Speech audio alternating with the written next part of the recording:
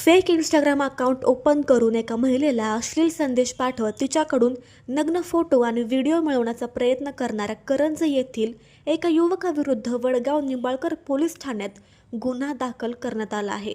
आरोपीला अटक करण्यात आली असून त्याच्या मोबाईलची फॉरेन्सिक तपासणी करण्यात येणार असल्याने या प्रकरणामागील आणखी धक्कादायक बाबी समोर येण्याची शक्यता व्यक्त होत आहे।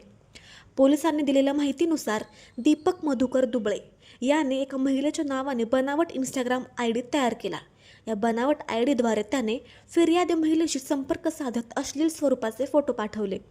त्यानंतर तुझे खासगी फोटो व्हायरल करायचे नसतील तर माझ्याशी नग्न अवस्थेत व्हिडिओ कॉलवर बोल अशी धमकी देत तिच्यावर मानसिक दबाव आणल्याचा आरोप तक्रारीत करण्यात आला आहे।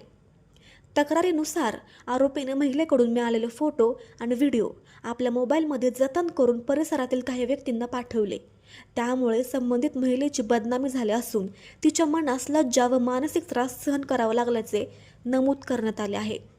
या प्रकरणी वडगाव निंबाळकर पोलीस ठाण्यात माहिती तंत्रज्ञान अधिनियमासह संबंधित कायद्यातील विविध कलमानुसार गुन्हा दाखल करण्यात आला आहे।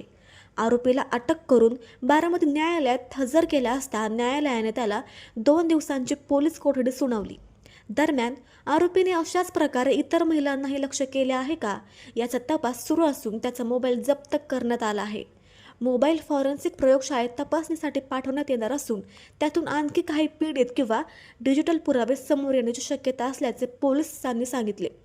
या प्रकरणाचा पुढील तपास पोलीस निरीक्षक पवार यांच्या मार्गदर्शनाखाली सुरू आहे।